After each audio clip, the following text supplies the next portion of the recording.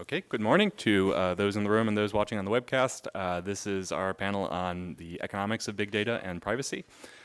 We have 5 panelists here to share their views on how markets involving big data and privacy function. We have Alessandro Acquisti from Carnegie Mellon University. We have Omri Ben-Shahar from the University of Chicago Law School. We have Liad Wagman from the IIT Stewart School of Business in Chicago. We have Florian Zettelmeyer from the Kellogg School of Management at Northwestern University. And we've already heard from Ginger Jin, who is from University of Maryland. My name is Jeremy Sanford. I'm an economist at the Federal Trade Commission. I work in antitrust, and for the most part, my colleagues in consumer protection at the agency are those that deal with big data and privacy issues. So hopefully this is this mismatch is a feature and not a bug. And so the reason we have an antitrust person moderating this panel is, well, there have been calls for increased antitrust enforcement of big data and privacy issues. So, for example, Joe Stiglitz, speaking at an earlier hearing, shared his view that big data and privacy represent one of the biggest challenges to our society and to competition law. And so we kind of want to get at the question of, should we be doing something different with respect to antitrust when we have, say, a merger or single firm conduct that involves big data or privacy. My focus on competition is not a constraint on the panel or their opening statements. You all can talk about whatever you want, and we're going to hear from our panel on kind of their views on how these markets work. And then I'm going to ask questions that are kind of get at, are there competition implications for big data and privacy markets that we may not be taking into account with the way we do things now.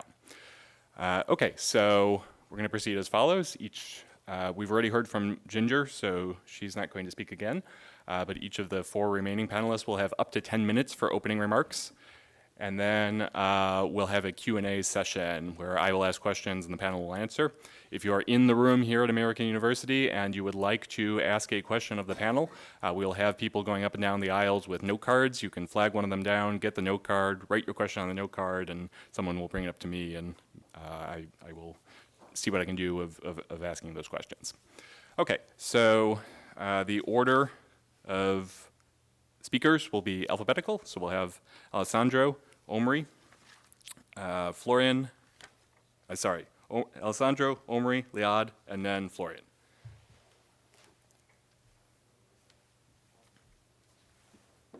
So good morning, and thank you so much for the invitation, and more importantly, thank you to the FTC and American University for creating this forum.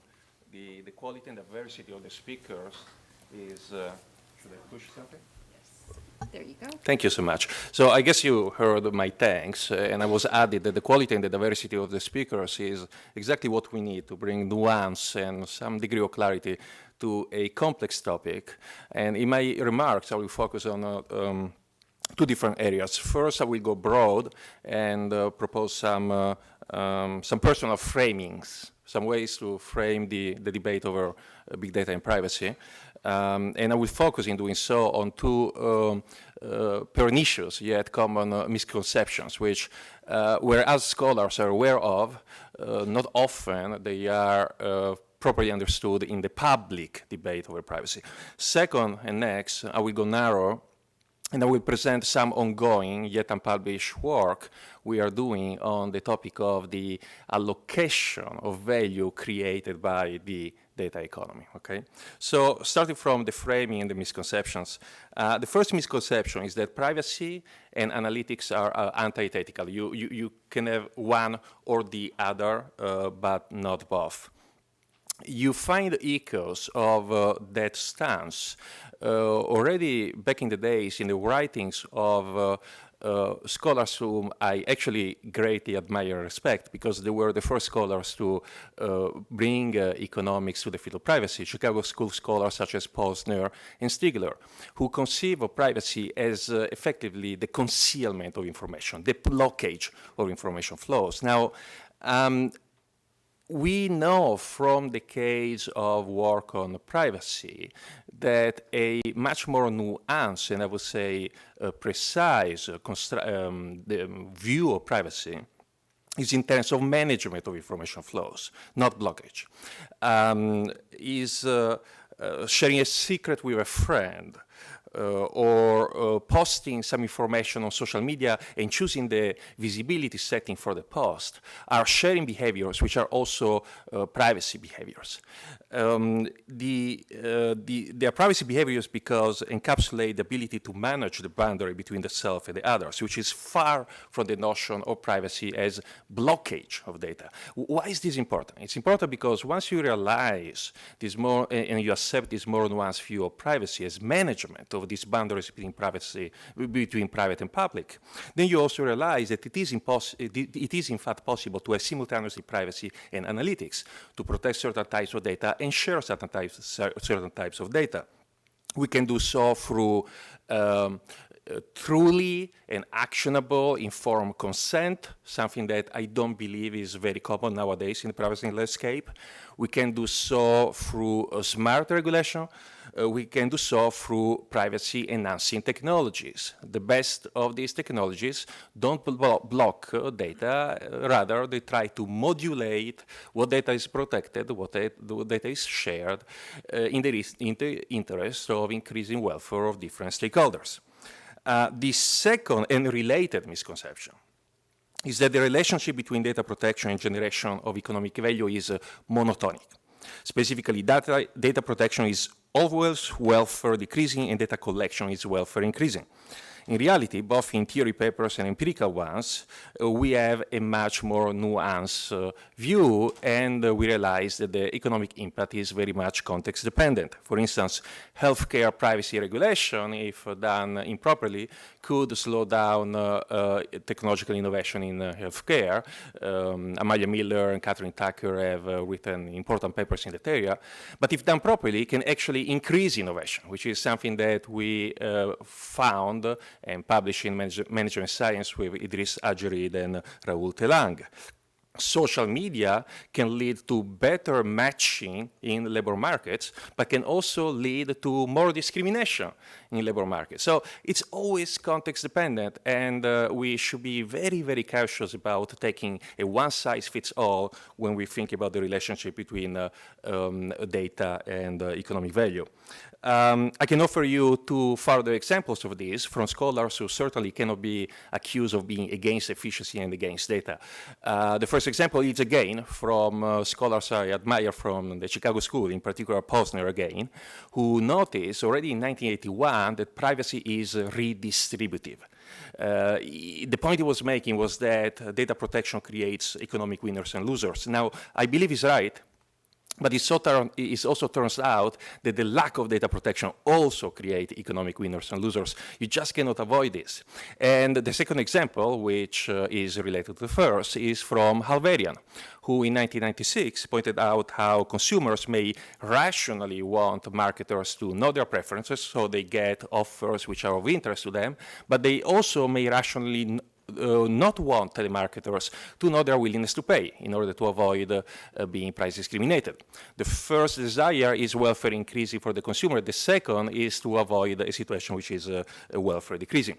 So the lesson here is to be watchful of arguments that suggest that data protection is monotonically increasing or decreasing value. The reality is much more nuanced and context dependent. Which brings me to the second part of the talk, where I present some ongoing results from studies we have been doing trying to disentangle these nuances. I will focus in particular on targeted advertising. The reason is that targeted advertising is afflicted by what I was referring to earlier at the beginning of my talk, some of the misconceptions in the public discourse over big data and privacy. There is a sort of magical thinking happening when it comes to targeted advertising, which is reflected in the following words. I'm going to cite some words. I'm not, in the privacy spirit of the panel, I'm not going to cite the person who wrote them, because I don't want to make this an attack on the person. It's a critical of the argument. Targeted advertising is not only good for consumers, it's a rare win for anyone. It ensures that ad placements display content that you may be interested in. rather than ads that are irrelevant and uninteresting. Advertisers achieve a greater chance of selling the product. Publishers also win because behavior targeting increases the value of the ad placement. So basically, everyone benefits from this. Now, at first glance, this seems plausible. The problem is that upon further inspection, you realize that there is very little empirical validation of any of these claims. I'm trying to choose my words carefully. I say that there is very little empirical validation. I did not say that there is a disproof. What I'm saying is that we actually don't know very well to what extent these claims are true and false, and this is a pretty big problem because so many of these claims are actually accepted uncritically, and they are quite influential in the public debate over privacy. Why am I claiming that we actually don't know whether these statements are correct? Two reasons. The first reason is that for all the focus on transparency, the data economy is a remarkably opaque economic black box. For the outsiders, and outsiders could be maybe the merchant buying online ads or the publishers showing on their websites the ads, it's very difficult to know what happens inside the black box of the different ad exchanges. And we have evidence of this from lawsuits and scandals which have arisen repeatedly in the last few years. The Guardian finding out that Rubicon, an advertising firm, retained substantial undisclosed sums in addition to the fixed percentage fees. We found another example of that with Index Exchange, which was using bid caching and gaming auctions for 50% of the impressions. We find evidence of that in Facebook, hiding inflated video ad metrics about ad watching for over a year. And these metrics of ad watching were inflated up to 900%. So that's worrisome.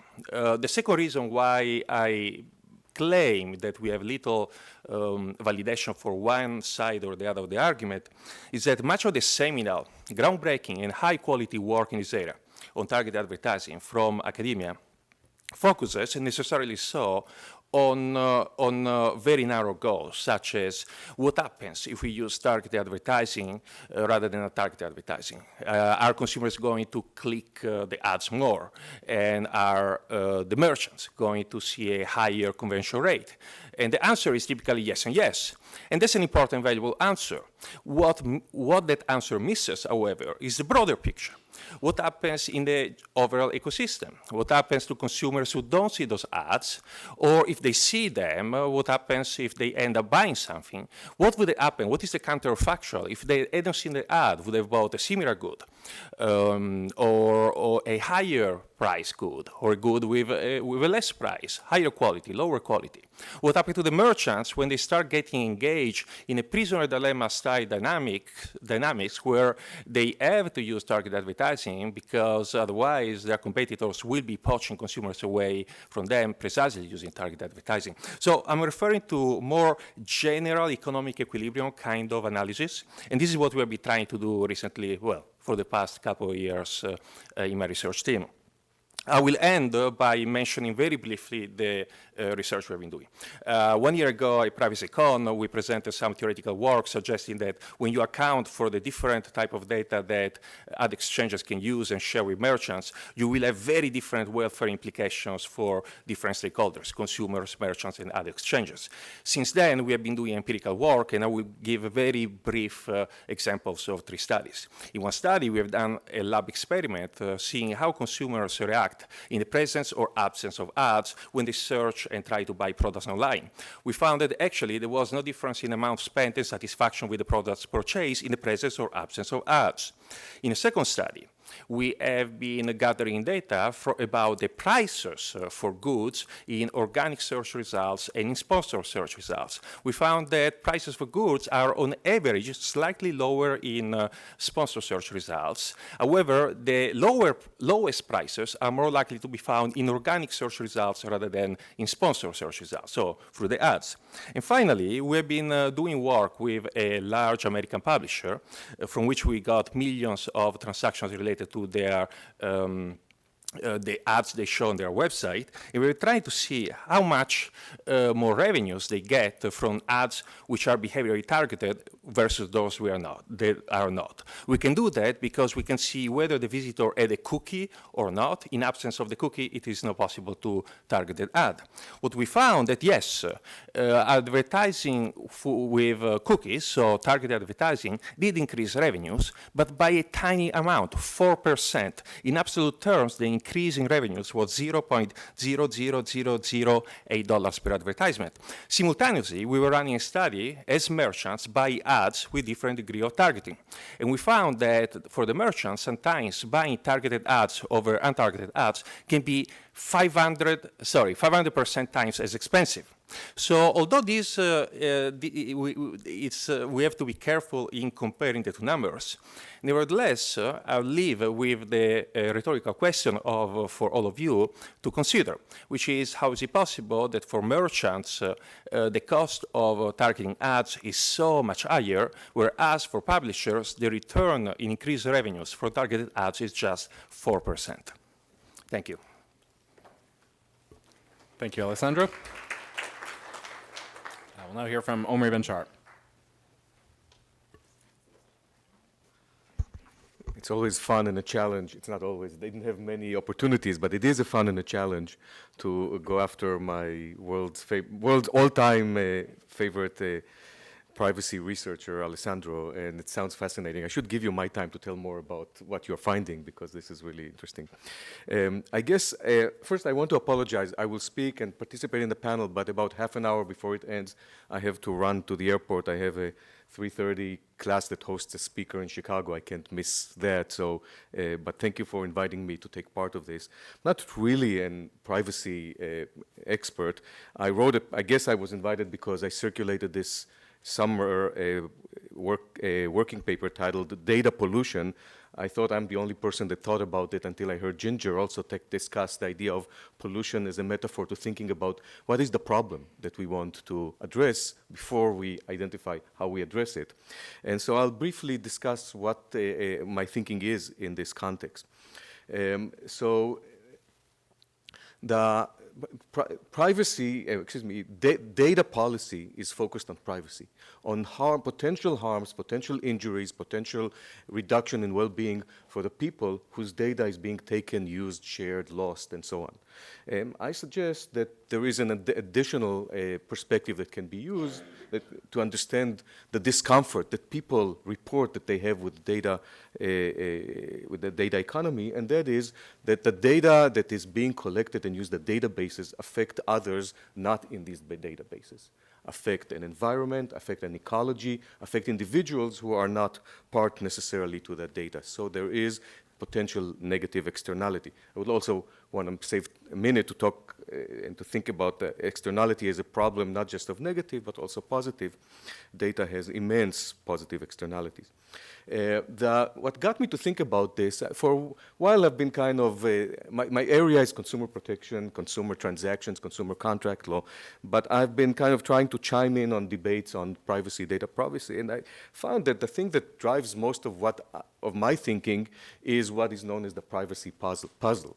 That there are privacy experts and advocates really want to do something about a phenomenon that most users seem to be indifferent about. They might say in surveys that they want data to be regulated and that there is a problem, but they behave as if there is not. And I was then found that personally I was very uncomfortable in the aftermath of the Cambridge Analytica and the Facebook fiasco.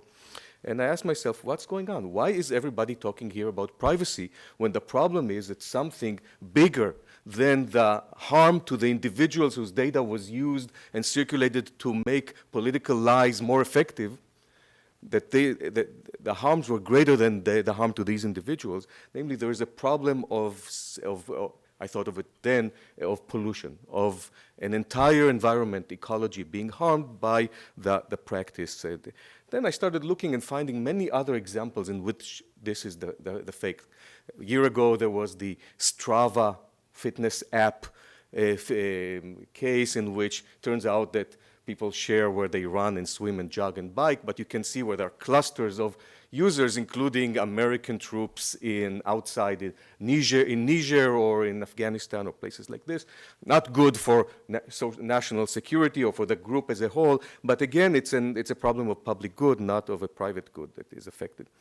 I also thought that a lot of the data security breaches, Equifax, to name one, represent not so much a private harm, but a public good harm. Most people whose data was lost will not be harmed. Those that will be harmed will have a lot of it is insured in one way or another. There is, I don't want to diminish or to to miscount the important insecurity that is being sensed, but there is, the insecurity is shared by everyone. It's kind of a public, it's a sense of a degraded environment again. So if the problem is a problem of externality, you want to think about it in the way that we have been trained to think about externalities, and there is a great model. Data is just the new, now this is a cliche by now, but it's just the new fuel. So let's think about the carbon fuel of the 20th century and how in the 1960s and 70s and 80s regulation began to take over private law as the method to curb the problem of externalities from carbon pollution. We realize that tort suits are failing, and we are realizing now, if you look around, and many lawyers can attest to that, tort suits in the context of data harms are largely failing because it's hard to prove causation. When Equifax loses your data, how do you know that your harm, that your identity theft is related to that and not to something else? The latent effect of the harm and the slow gestation period.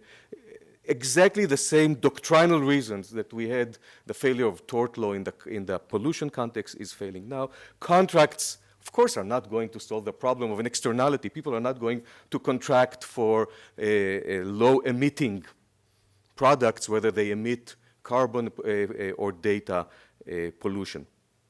So it is part of what I did in my study is look at the case law in the era that led to the emergence of environmental law and the EPA, the private law failure that led to that emergence, and I see fantastic parallels from the analytical point or the conceptual point of view to the situation of private law today in attempts for lawsuits to regulate the data economy. So if private law fails, maybe for the same reason that it failed in the carbon pollution context, maybe the regulatory approach to industrial pollution should enlighten us into thinking about how to deal with data pollution, with the external harms that data produces. And this is maybe a little bit similar to how Ginger previously at the end of her slide presented it, but I want to say a few things that were not there, although you probably could foresee them. Environmental law uses three basic regulatory tools: command and control, quantity restrictions. You can only pollute so much, you can only produce so much.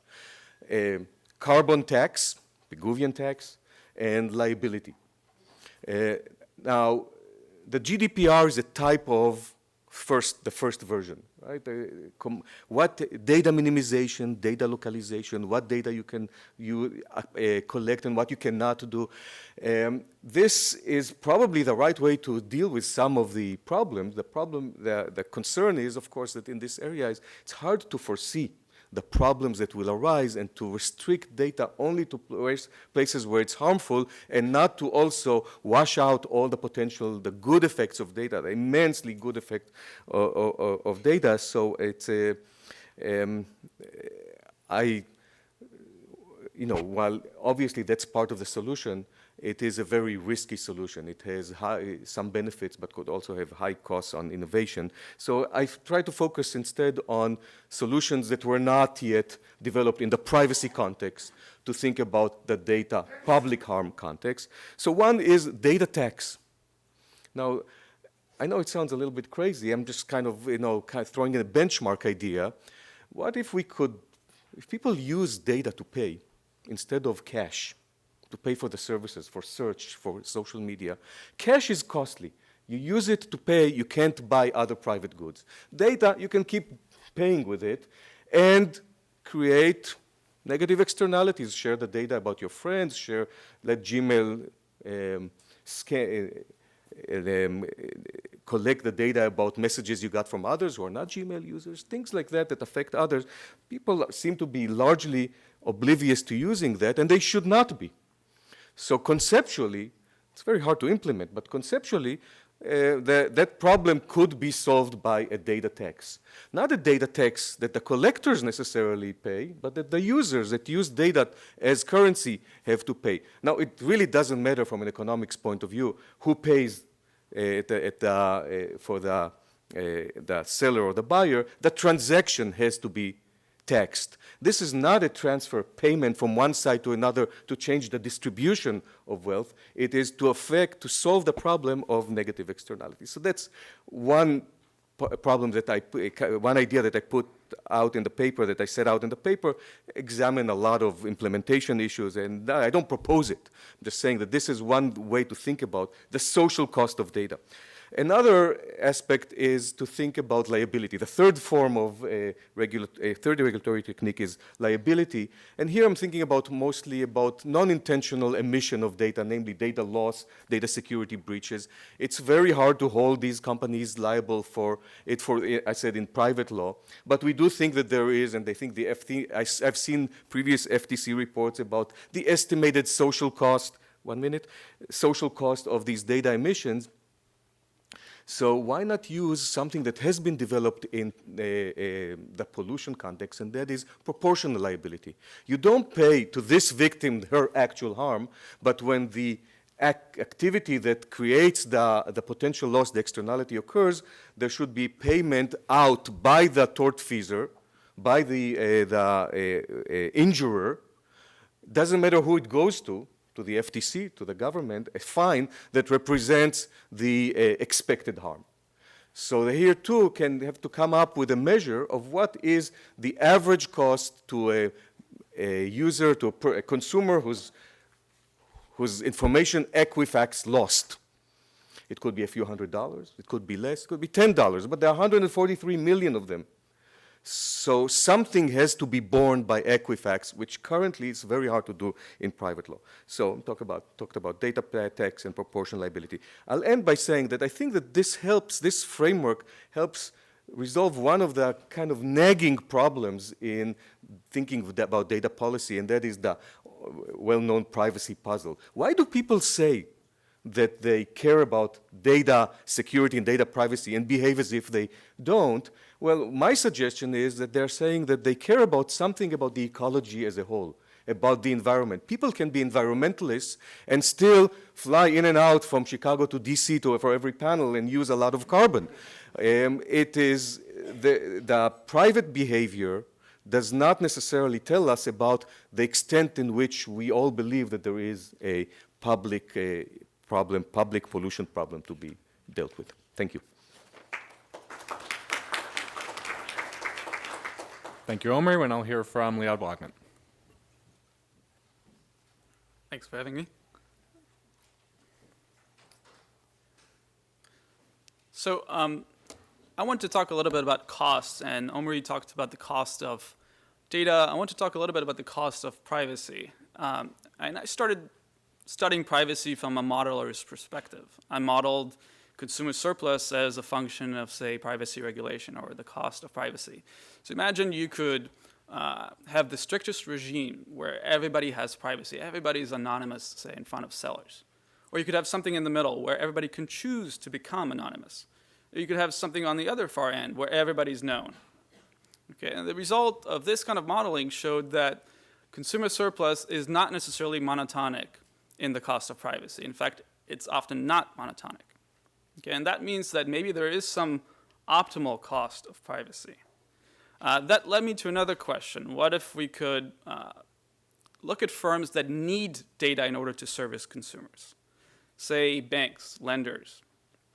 And with those firms, even in a competitive setting, would they collect an appropriate amount of information, or would they collect too much?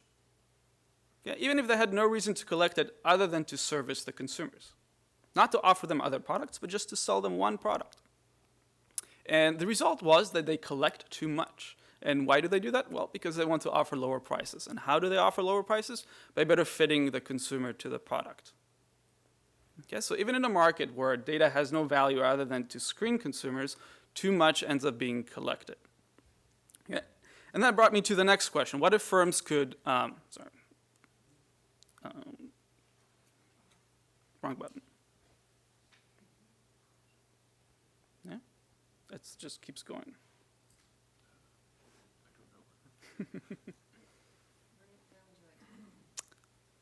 Further back. Okay, I guess the slides are not there.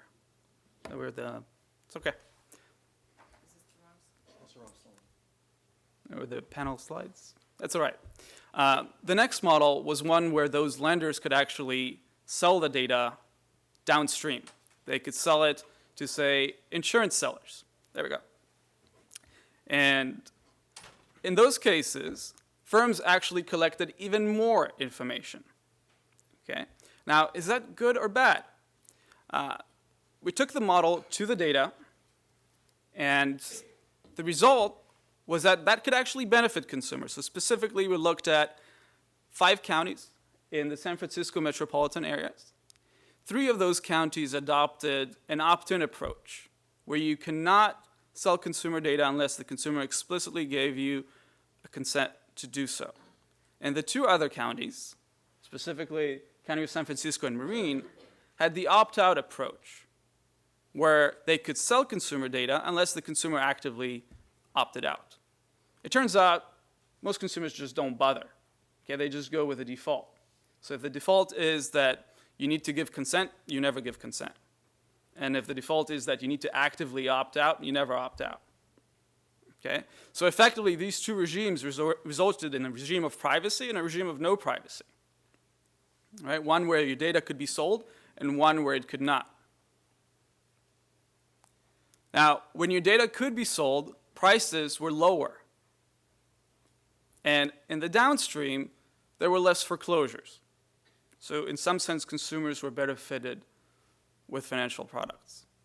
Okay. So here we see, sure, we might like that our data cannot be sold without our explicit upfront consent, but there are costs to that. Cost might be we pay more. Yeah, the cost might be that we're more poorly matched with products. All right. So that led me to a bunch of other models where I wanted to see what happens if we cut off firms' access to consumer data. Okay, and those are widely spread models. Those are models that are used in antitrust cases, for example. And I looked at the results for each of these in terms of consumer surplus, firm profit, whether some consumers prefer privacy or not, and overall welfare. Now, welfare in the sense of you pay more, you pay less, right? Welfare from the perspective of prices. So interestingly enough, in almost all of these models, consumers were actually worse off in an overall sense, wherein their data could not be used to target offers to them. Okay, now of course, there's no intrinsic benefit to privacy modeled here. This is all about prices. Okay? Now, firms actually could benefit because the restriction not to sell data acted as some sort of a solution to this prisoner's dilemma, where we're competing on fewer fronts now, actually led to higher profits. The next question with this model was, what if we're looking at a merger case, where say we have 3 firms in the market and 2 of the 3 are potentially merging? What would happen to consumer surplus in this case if on the one hand firms could access data and on the other they couldn't? And the result was kind of not what we expected. Okay? Merger policy turned out to be even more lenient when firms could access data. It was easier to approve the merger when firms had access to data. And the reason, again, was that firms competed on all these fronts when they had data. They could segment the population more. That led to more competition, and that resulted in lower prices, which increased consumer surplus. Okay? So we tried to extend this, and we looked at a variety of market structures. You can think about firms being spread in terms of consumer tastes And some firms may have more customers buying from them, others not. And if we think about firms A and B merging in this context, then the picture on the left depicts the cases where consumer surplus actually doesn't suffer much as a result of the merger. Specifically, those areas that are shaded dark basically represent market structures where it would be easy to approve the merger because of the fact that firms have access to data. Okay, so data does influence, or should influence, merger policy. All right. So this brings me to the final topic that I'll discuss later today as well. We just recently started looking at the effect of the General Data Protection Regulation in the European Union on investment in technology ventures. So if you look at these two figures, the top one shows the average amount in millions of dollars invested per deal in the European Union, in the US. The US is the orange curve, the European Union is the blue curve. And you can see that they more or less track each other somewhat well up until GDPR takes effect in May of this year, and things start to kind of diverge a little bit. Okay, if we look at the second graph, it looks at the total number of deals, venture deals. Think about seed rounds, Series A rounds, Series B rounds, and so forth. All of those deals where technology ventures raise money. And you can see that again, after GDPR, they start to diverge again. Okay, so we could look at this difference and try to quantify it a little bit and see what the impact is on those firms. And the result is quite significant. That those firms begin to raise less money. Okay? And fewer of those firms come to fruition because there are fewer funding deals. So the regulation has a noticeable impact. Now, of course, we don't know whether this is a long-term impact or whether this is just a short-term reaction. We only have several months of post-GDPR data, but it would be interesting to find out. At least from the short-term perspective, we can see that there is a significant impact. And this impact can translate into an impact of the products we see. Maybe some products do not come to fruition. Maybe those products are developed within established firms, entrenching their market power. Or maybe some of those products shouldn't come to fruition. Maybe they're bad products, products that abuse our data, and this regulation is helping prevent that. We don't know the answers to that, but what we can see is that less investment is taking place. Okay? And we can translate that reduction in investment into an effect on jobs.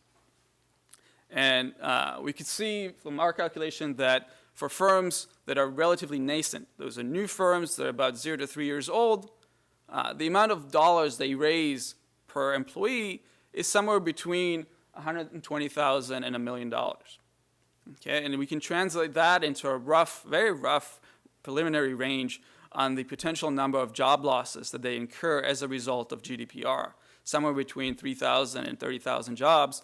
And as a fraction, as a percentage of the amount of employment those firms retain, at least in our sample, it's substantial. It's between 4 and 11%. Okay? So just some overall observations that we've also seen in the literature here. We have theoretical papers that show that identical compliance costs with data regulation tend to disproportionately burden smaller firms. Okay? This is something that we saw with the rollout of GDPR. We don't know if it's a long-term effect, but at least in the short term. Another result shows that compliance costs can push innovation into happening inside established firms. This is also somewhat confirmed by what we see, at least in the short term. And some final observations here. It seems that any regulatory approach should embrace nuance. Okay? It should be dynamic. It should be market and context specific. If we just have a blanket approach, we're just likely to burden smaller businesses and maybe entrench market power. Okay? Now, using data regulation, data privacy as kind of a means for data security is intuitive. It's something that makes sense, but we should strike a proper balance. We should not prevent altogether the use of say, personally identifiable data just because it makes it easier to have data security. Okay? And then finally, we should incorporate data considerations into merger review because we see, at least in our models, that they do have an effect. Thanks very much. Thank you, Liad. Our final presenter will be Florian Zettelmeyer. works?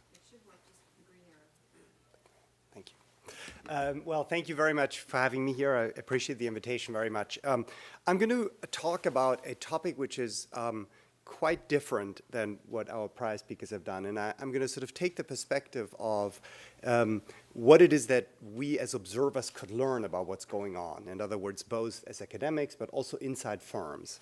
And as a result of that, the basic thesis that I'm going to propose to you today is that firms are increasingly adopting machine learning in order to do advertising, promotions, inventory optimization, whatever it is to basically run their business. In many cases, these things now colloquially are interpreted as being AI, a term that you might have heard, which is in practice not well distinguished from machine learning. And the point that I'm trying to make is that these high-dimensionally targeting algorithms that exist out there are creating very, very strong selection effects, which make it very difficult to use traditional measurement methods in order to kind of disentangle what happened and what was going on. And I want to give you an example of a study that I've done, and then I'll talk you a little bit through where I think some of these problems are coming from.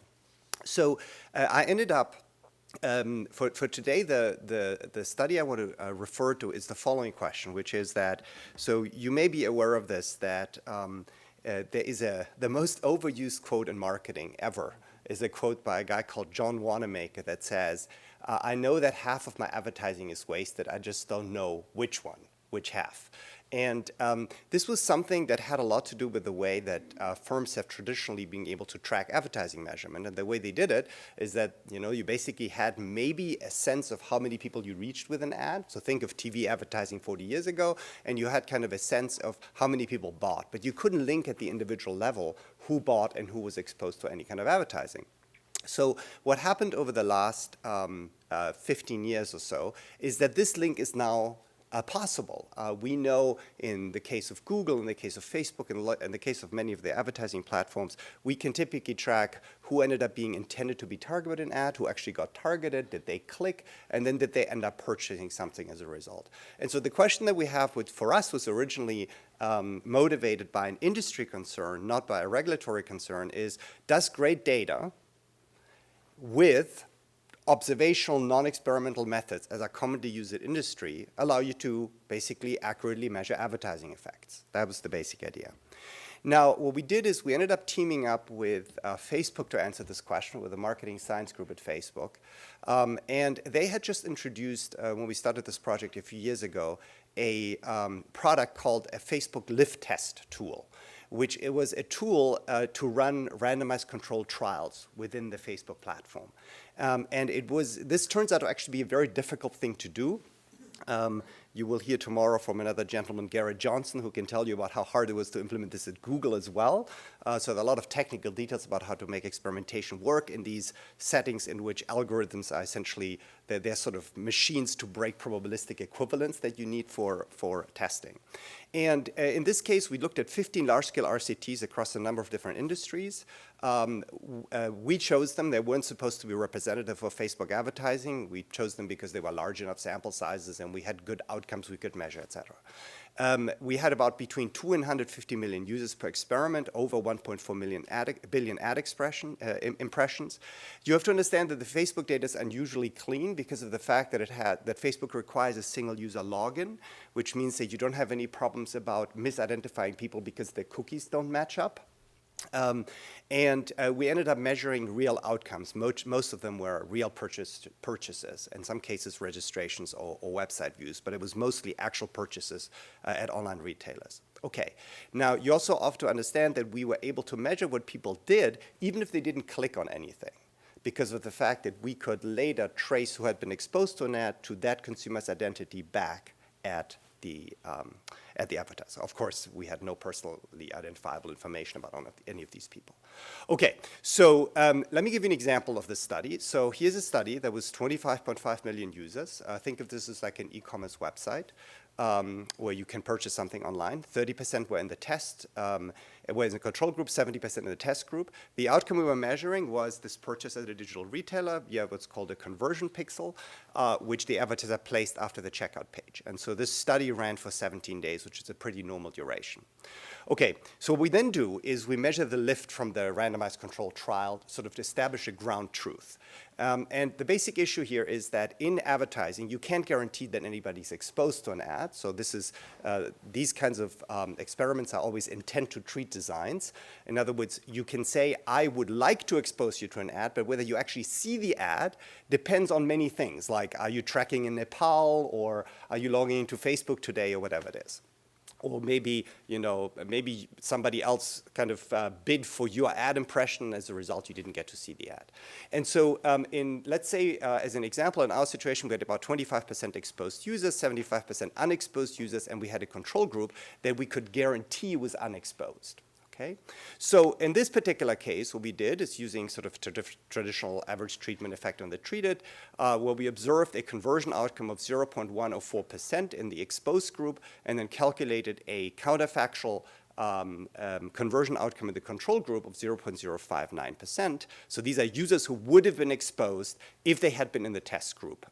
Okay, and what this tells you is that, and this is the traditional way that a company would express this, there was a lift of 73%. So as a result, so sales increased by 73% due to the ad. Okay, so this is, think of this as kind of the gold standard truth running through a randomized control trial. Okay, so in practice, what now happens is that many advertisers don't use control groups. In fact, this is the norm. It is relatively rare to run randomized controlled trials. So in our situation, what we basically had is a situation where, since our test and control groups are randomly assigned, we could replicate what you would, the situation you would find yourself in as an advertiser if we just threw away the control group and just operated with the test group as being our group, where we could see that some people were exposed versus unexposed.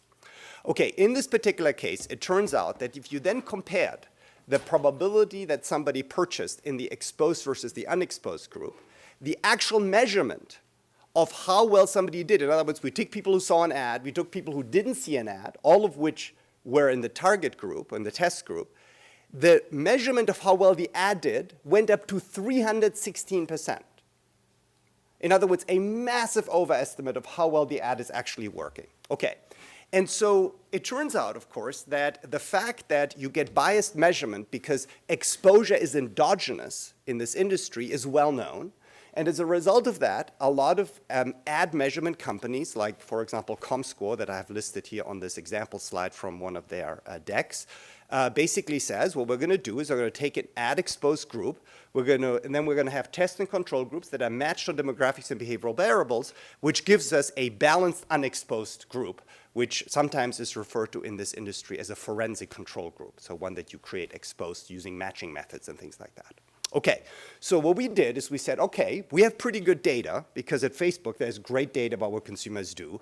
Let us see if we could actually replicate a good balanced unexposed group that would allow us to measure what's going on. So we tried. And so the basic idea is that we're taking people in the exposed group, and then we're taking a subset of the people in the unexposed group that by anything we observe about them should be somehow equivalent to the people in the exposed group. Good. So in order to do this, we use the best of what exists in industry and academia, at least at the scale that we use. There are more sophisticated methods, but they don't work with 150 million users. So we used exact matching, propensity score matching, stratification, regression, inverse probability weighted regression adjustment, stratification, and regression. And we had really wonderful data, because we have data on Facebook characteristics. And moreover, we even have data on Facebook ends up having a internal algorithm where you can, as an advertiser, give Facebook a set of email addresses and then say, find me other users at Facebook that are like the users that are represented in these email addresses, but are not these users. So, and what we use is we literally use their algorithm to do this, which is a massive machine learning-based algorithm, in order to find a balanced unexposed group for the exposed group. Okay, so in other words, we threw at it what is really unusually good data in order to do this. So let me show you the result. So what you see up here is the following. You see that in our The benchmark lift is 316%. That's what we found from the naive exposed unexposed measurement. The benchmark in the RCT is 73%, which we take to be the truth. And what you now see here is essentially a sequence of methods that end up, you notice there's sort of stratification and then propensity score matching and regression, et cetera, that end up becoming better and better as you add more data. So every method is essentially there with 3 or 4 variable sets. Okay. And you notice that in this case, the world looks hopeful because you can actually approximate pretty well with a normal observational method. So you as an advertiser could do this, or we as a researcher could do this, more or less what happened in the industry. Well, the problem is, and then you do this on another method, and it looks wonderful. Like there seems to be a consistent pattern across methods, and you start feeling very hopeful about the ability of recovering with the data that we normally observe what RCTs do. Until you hit one of the other 15 studies, and suddenly it looks like this. The truth is 2.4%, and the closest estimate we have is a 1,306% lift. So this is a study, by the way, where only 6% of consumers actually got exposed to the ad. And what that means is that there was a huge amount of ability for the model of essentially targeting those consumers and making them very different from the unexposed group. You also sometimes find, when you get used to the idea that maybe there's always an overestimate, that sometimes these methods actually totally underestimate what's going on.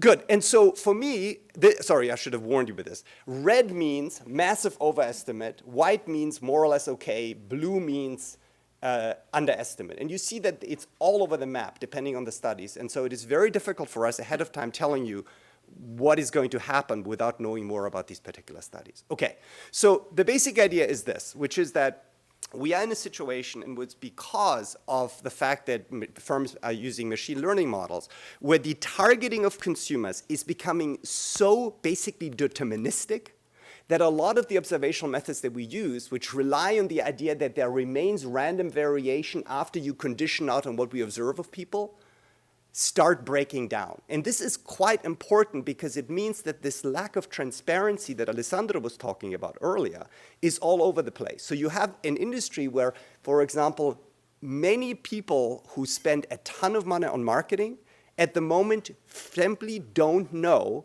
how well these kinds of interventions are working. Because unless you plan ahead big time and spend lots of money on doing randomized controlled trials, you literally have no sense of being able to tell whether your expenditures are actually working or not. And this is important both, so it's this really interesting thing where despite amazing data and these algorithms make it very difficult to actually get accurate feedback on what's going on in the industry. And this is not well understood in industry, and it creates sort of a level of grayness that I think a lot of people don't expect in this particular industry. Thank you very much.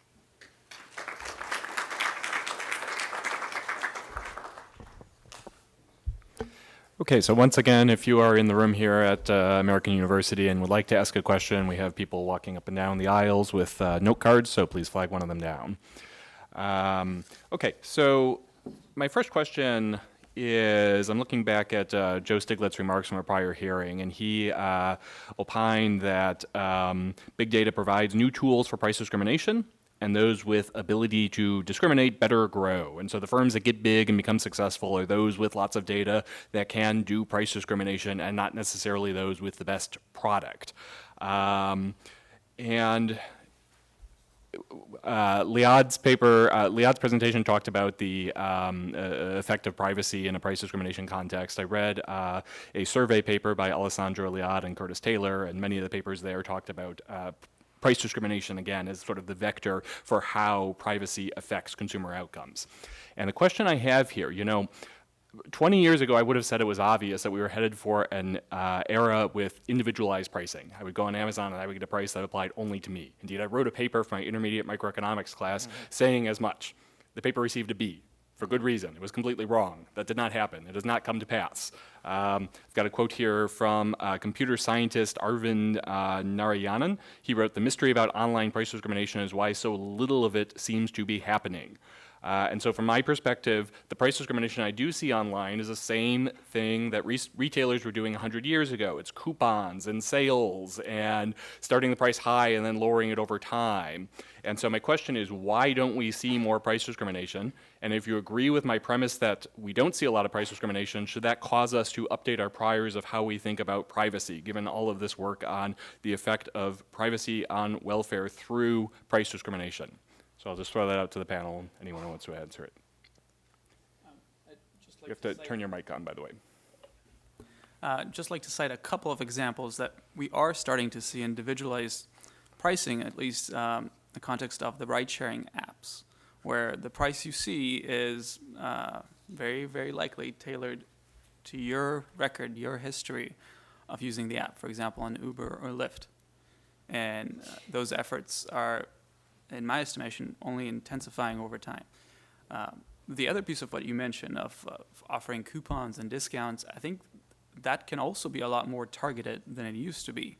And so we may not see price discrimination upward from, say, a certain base price or a perceived base price, but we will certainly see it downward with only certain selected individuals being targeted with offers. Right. Ginger? Or Alessandro?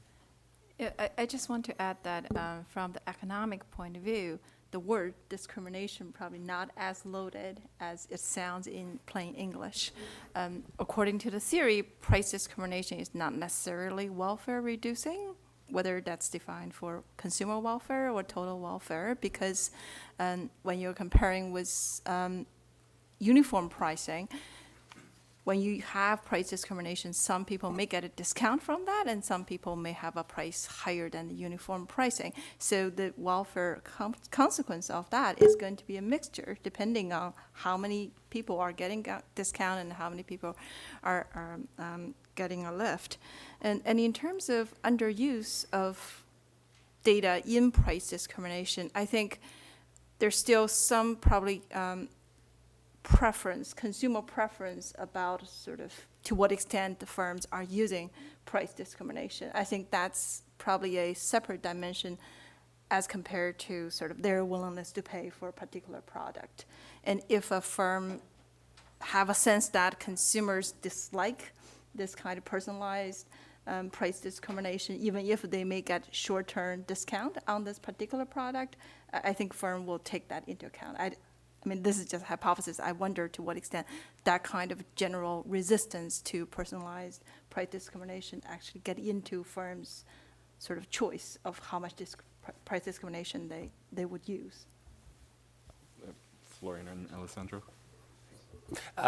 Thank you. Echoing something Liad was saying and connecting it to what Ginger was saying, I believe that part of the puzzle is that what may be happening is something I call product discrimination.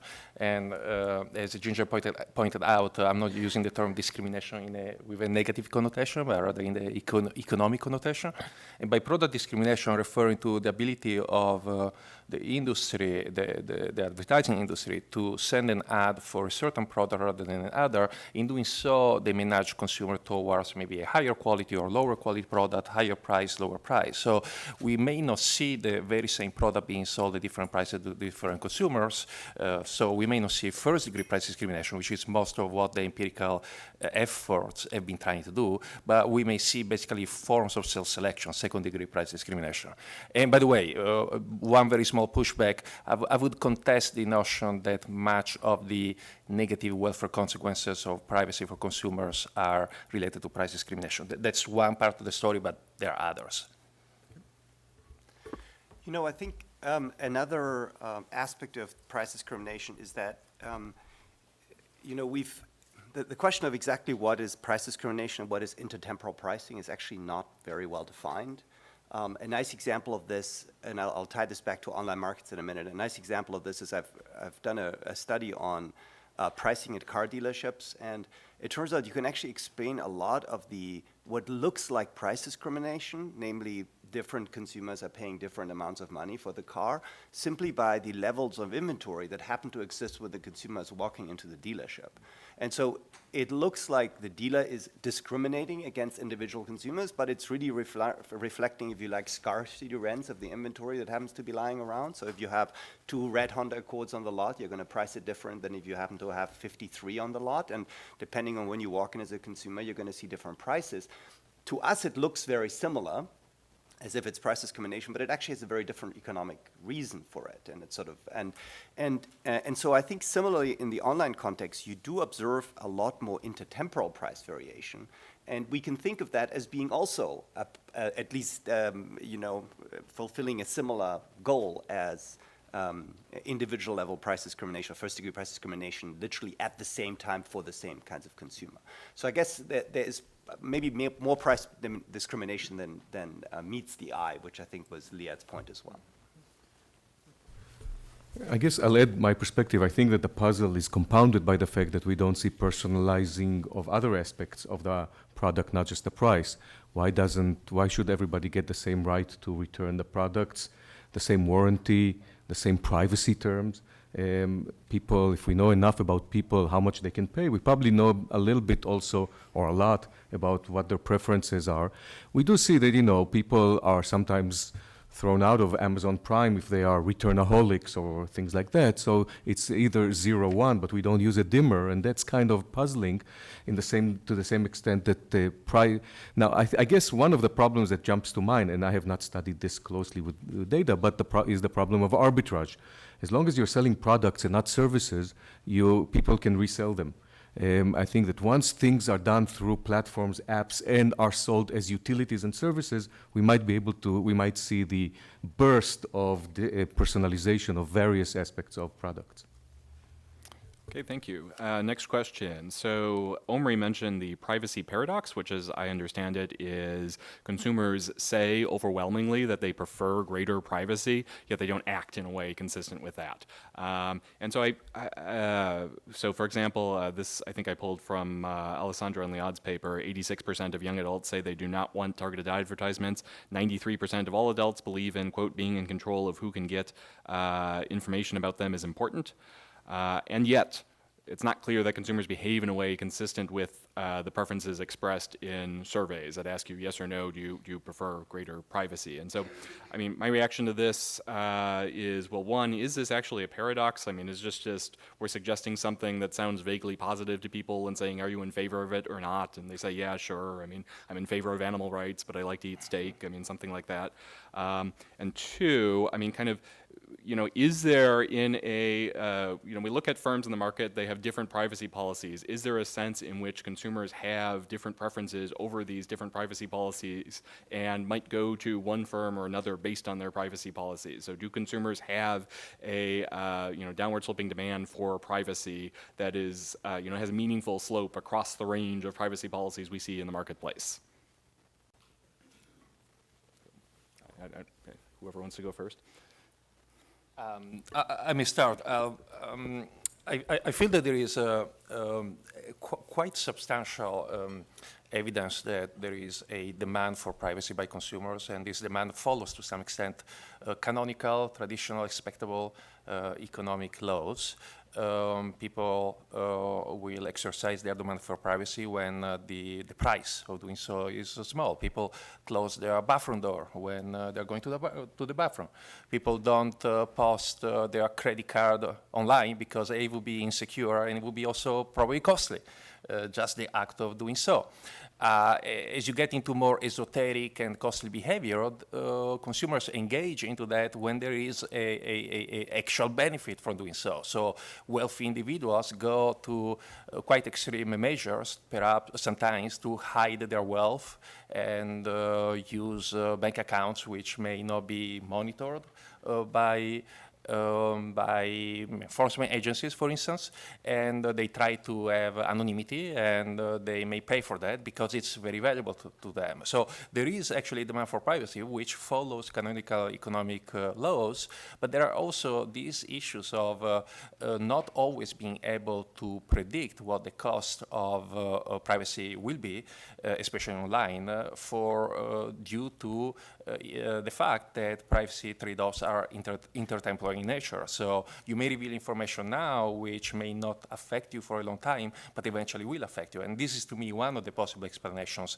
not the only one, for the privacy paradox. What is very interesting to me, and Omri made me think about that through his remarks, is that there is another form of paradox which is much less explored, but as compelling. The paradox of people who claim the privacy is not important to them, but in fact act as it is. And that is really many of us, even though the people who claim the privacy is not important, engage in behaviors every day, both online and offline, which are privacy-seeking behaviors. Lowering the tone of the conversation in a restaurant when they are having dinner with their partner, when the waiter arrives. That is a form of privacy-seeking behavior in public, where you're trying to make your conversation private.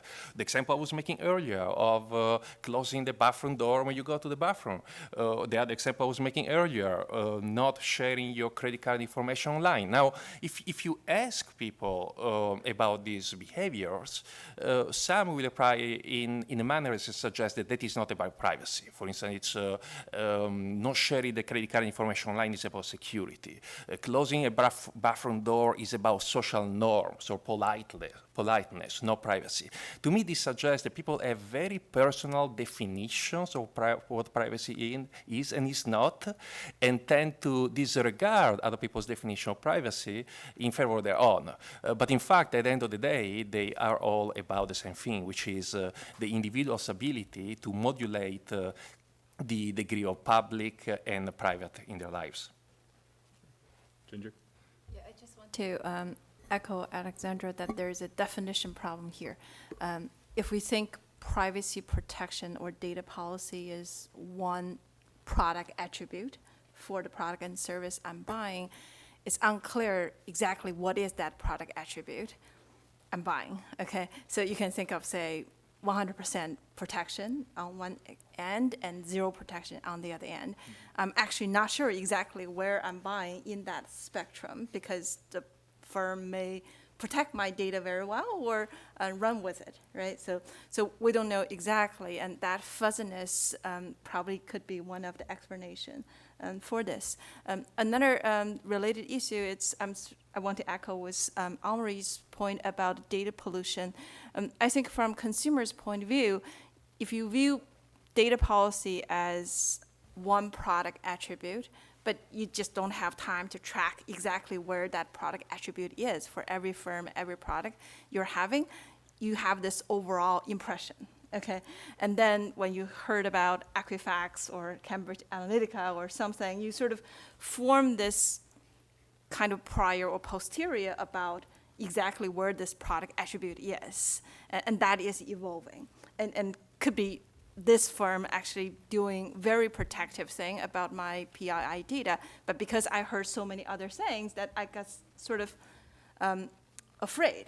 I'm afraid that you're going to run with my data for some abusive use. So in that sense, it's probably get to the second paradox that Alexandra just talking about, right? That's how can I convince you that I'm actually selling you a product with a very good data policy? It will be very hard to convince, given that your prior is sort of polluted by many other firms. Florian? Yeah, I think what ties some of these things together is simply that the link between data and what is done with it is so opaque today. And I think that's what's leading to a lot of the problems. So exactly the same data could be used for ways that absolutely delight you, and then for ways that you would find absolutely horrendous. And so I sometimes wonder whether we spend too much thinking about how to protect the data as opposed to protect the uses of the data. That is, and I think, in some sense, it's the entire promise of this big data enterprise. And if you think about the current advances in machine learning, is that data can be used in ways that sort of blow our minds in order to form predictions that we never thought could reasonably be formed with data like that. And as a result, somehow being able to expect that people can have reasonable agency with regards to the protection, what data they make available, in the complete lack of a link between what happens with their data and between them giving the data out and what happens with the data is incredibly difficult to accomplish. It's like asking somebody to regulate the electricity usage at home if they have absolutely no idea what the usage of any device is and they can't measure the outcome of it. How do we expect people to be somehow reactive to how much energy they're using? It's a very similar situation in this realm as well. Liad? I think there's also a sense of no matter what I do, it's going to be collected. Just to give an anecdotal recent example, GDPR had rolled out, and a large firm with millions of users, put the consent pop-up on their page. So when users would surf to the page, they would see the consent, and they would have two options. They could say, yes, I'm willing to share everything, or no, I want to choose what I share. And 96% of users clicked on, yes, I'll share everything, and 4% clicked on, no, I'll choose what I share. And then they clicked on that, and they very carefully chose. They had the option to choose to share nothing, right? But they very carefully chose to share some and not others. And interestingly enough, based on their choices, they could be easily identified and targeted with ads because their choices were highly correlated with other information about them. And so there's this sense of inevitability. No matter what I do, it will be collected and I'll be identified, at least in some sense. Or worse, actually, machine learning algorithms are going to figure out what my preferences are, even if I don't state them. Right? I'd like to touch on two things that my panelists said. I'd like to challenge Alessandro's response. He said, people close the bathroom doors. You see, there is privacy, but they don't mind the electronic eye that flushes the toilet, right? Even if there was, that's, I think, the difference between the privacy, the secrets that we have in the presence of other people and the data privacy vis-a-vis the algorithms that collect it. Even if the electronic eye was connected to some algorithm and sold me some constipation medication, I think people initially might be alarmed, but ultimately I think it would not be it would not change their behavior to use these bathrooms pretty comfortably, so I think that you probably have a lot of evidence that people care about data privacy. I wouldn't use the example of closing bathroom doors to make that. That seems a little bit like a kind of a straw man. I really like the point that Liad made that showed. Look, only 4% of the people exercised what a lot of privacy advocates and privacy regulators want them to do, which is user control. I actually think that 4% way, way, way overestimates the prevalence of this phenomenon once the novelty will die out and we'll realize that you have to do this, not to that one website and that experiment or whatever, but to do it to dozens of places daily, and that you really don't know what are the right choices because you don't know what the trade-offs are. You don't know. It's so complicated. User control in every aspect. I've studied that not in the privacy context, but in consumer credit, probably a much more fateful decision people make. User control is kind of a panacea. People can't make good decisions, no matter how well-intentioned regulators are to give them all the decision aids and choice architecture, if they don't understand the trade-offs and they don't have the sophistication to deal with problems that at the core are not simple. Alessandro, wanted to make a brief point? Very quick comment. I actually don't disagree with you, but the contrast between online and offline was intentional. Was to point out that there are situations where individuals take action to protect their privacy, especially when it comes to physical privacy, and there are situations where they may not, especially when it comes to online privacy. And to me, from this to conclude that implies that people do not care about online privacy, that's to me the conclusion that is erroneous, because there are many factors which differentiate the offline scenario, the bathroom door, and the online scenarios, including intertemporal trade-offs, You're seen immediately by someone else in the bathroom. If you post something, it may not be seen by someone with an interest to misuse your data 1 year later, 5 years later. The issue of information asymmetry, the issue of that Liad was referring to of efficacy. If I close the door, I have control. If I post something on Facebook, even if I use correctly the privacy settings and visibility settings, I still do not have really much control on what happens to that photo after I uploaded it. So it's intentional for me to contrast the offline and offline. As a matter of fact, we do have a paper that is about to be submitted about this in particular.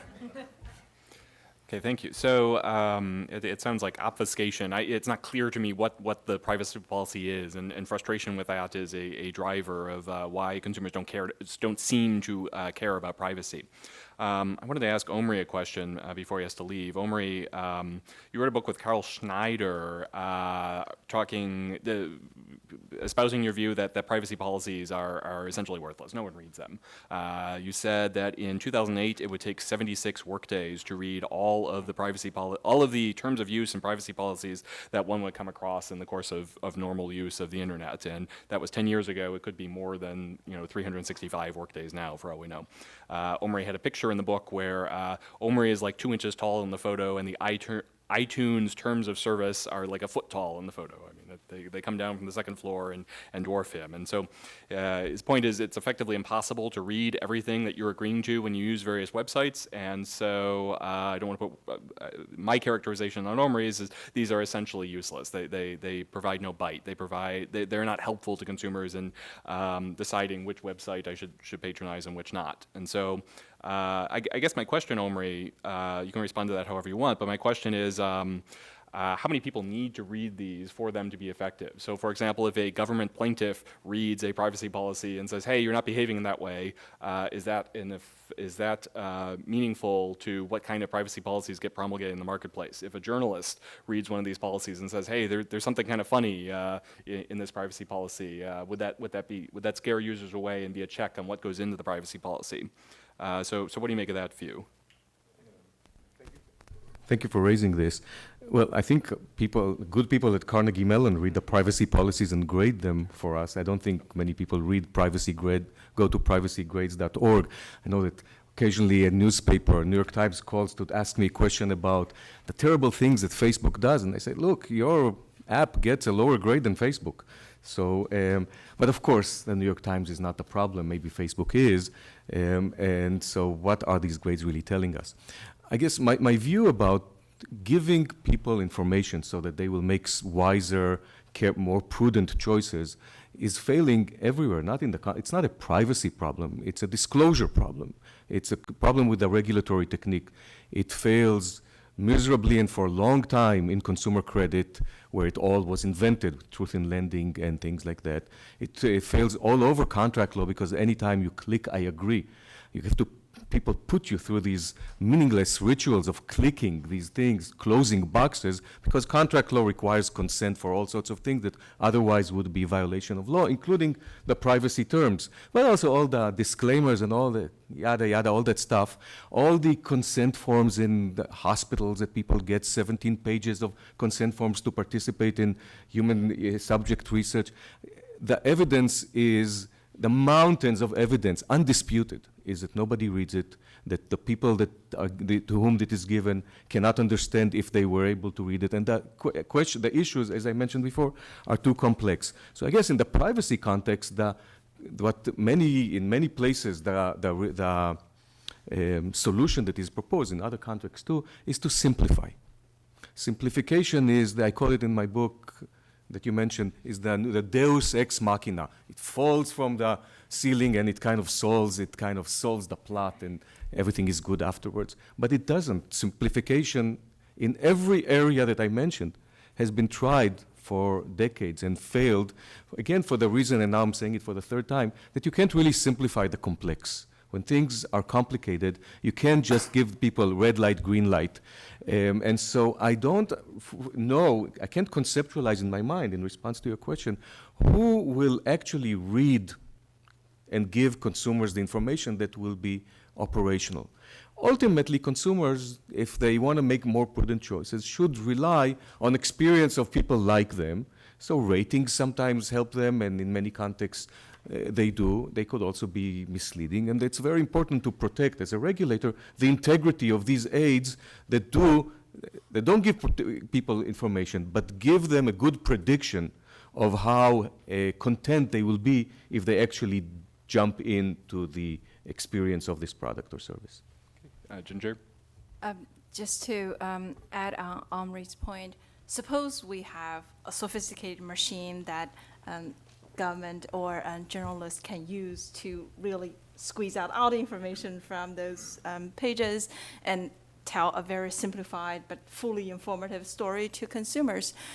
I think it does not solve the following problem, which is, how can I be sure that what you say is exactly what you do?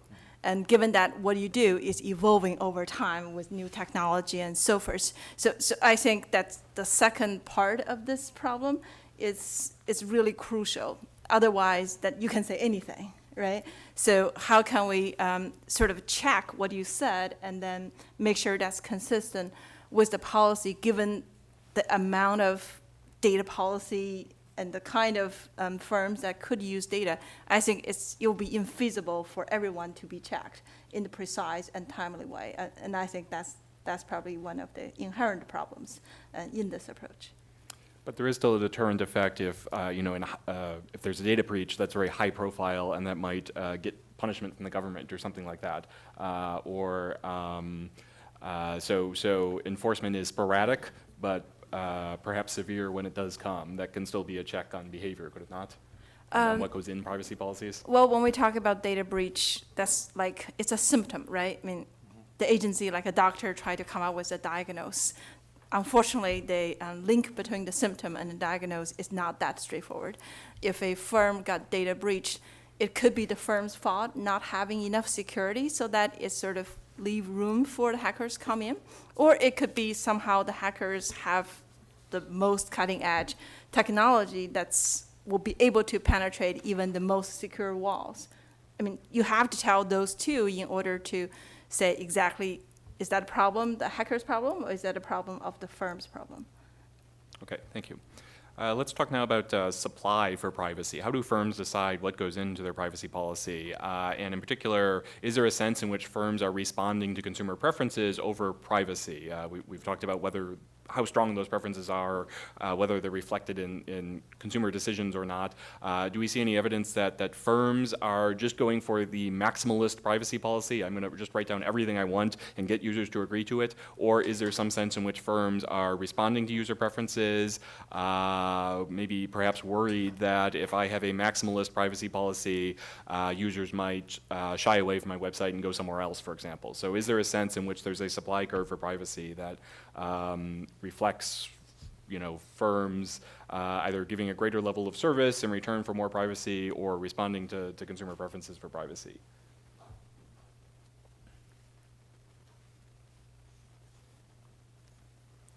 I think that's a tough one because those privacy terms are ever changing, right? And if a firm realizes there is a way to commercialize, monetize, do something else with data, they'll change their terms so they can collect that data as well. That might give some disclosure that, again, nobody will read that they changed their terms. And so I think it adds to that sense of no matter what I do, I can't really prevent it being collected.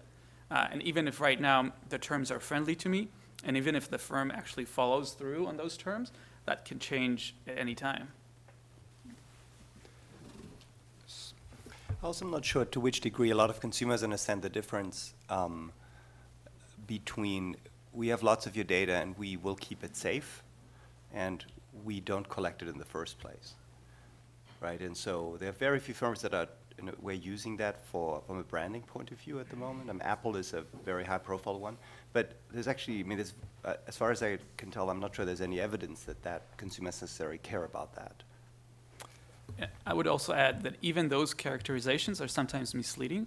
So even if a firm like Apple says, oh, we don't collect it, they might have certain partnerships with other firms who do collect it and they benefit from it indirectly. I think one anecdote probably does suggest that people care about at least the perception of privacy. I think that example was some years ago, Samsung had a TV, and the TV has kind of a camera that you can, or voice recognition that you can sort of give voice command to the TV, and then there was a kind of public outcry against the possibility that maybe the microphone is always listening, even the private talks in your living room.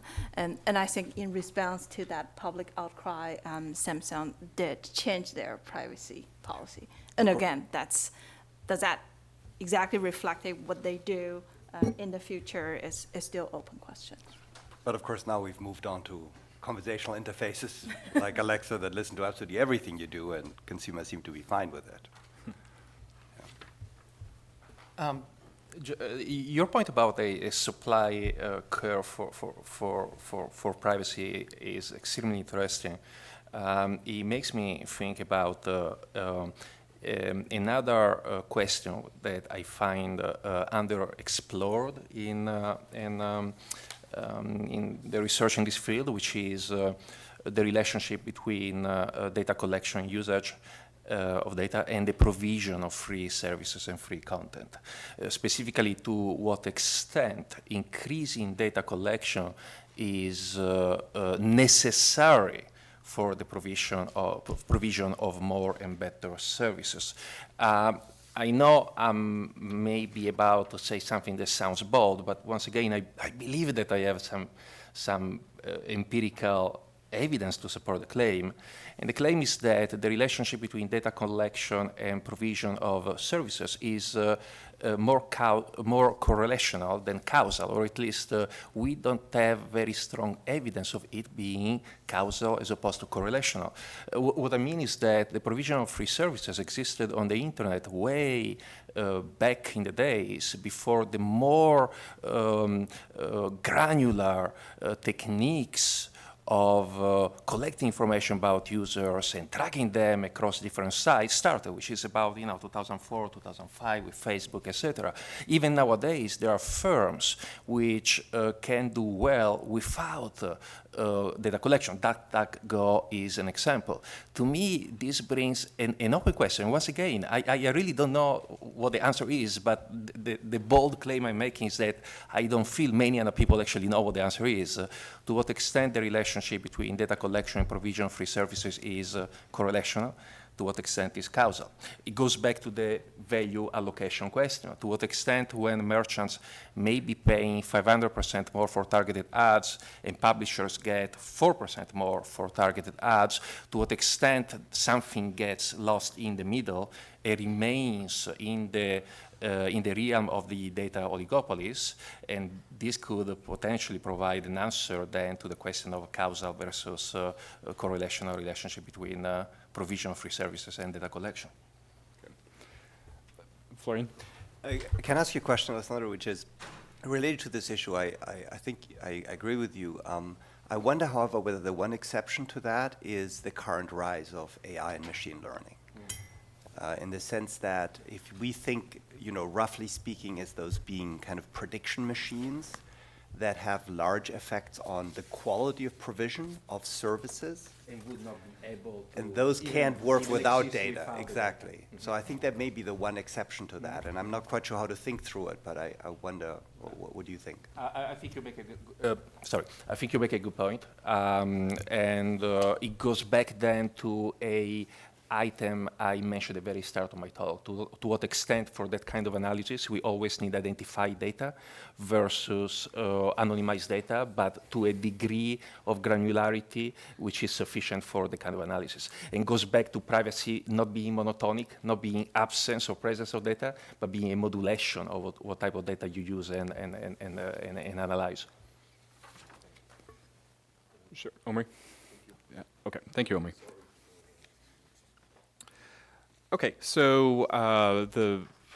Next question I have is there a sense in which firms compete in privacy policies? Or the answer may be no, based on the answers, what we were just discussing. But I mean, is there a sense in which, you know, say Facebook has a bunch of locked-in users that they can have a more maximalist privacy policy than like Walmart that has to go out there and compete for every retailer dollar with other online sites? And so is there a sense in which competition matters for privacy? And is there a sense in which, say, removing a competitor, like with a merger, could matter for privacy outcomes?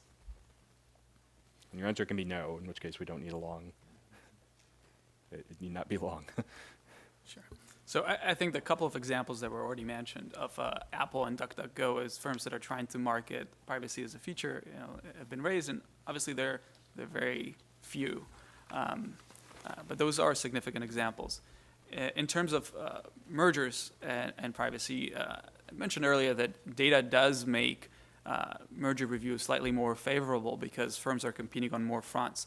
So provided there are at least two firms remaining in the market after a merger, and data is a component on which, you know, which they can use to compete with, competition could still be intense because of all the segmentation that can be done and competition over those segments. Okay, does anyone else want to opine yes or no? Do firms compete in privacy? Okay. So the other potential antitrust issue I might think of with privacy is, or privacy and data are, do data serve as a barrier to entry? And is that barrier to entry somehow different than just like I own a factory and you don't, so you have a barrier to entering my industry? And so I've got a quote here. Darren Tucker and Hill Wilford state that data are ubiquitous, low cost, and widely available, and that an entrant that needs personal data can collect relevant information from its users once the service is operational. Data collected in this manner is free or nearly so. And so the argument is sometimes made that, hey, these firms, like these big tech platforms, have lots and lots of data, and that makes it harder to compete with them. That might affect competition in some way. A possible counter to that is you can just go out and buy data. You know, there's lots of places you can go buy data. Firms do buy data on where people live, what their income is, how many people are in their household, maybe some information on what their preferences are. And so is there any sense in which data could be a barrier to entry, in which data that I have but you don't is irreproducible and gives me an advantage that you don't have?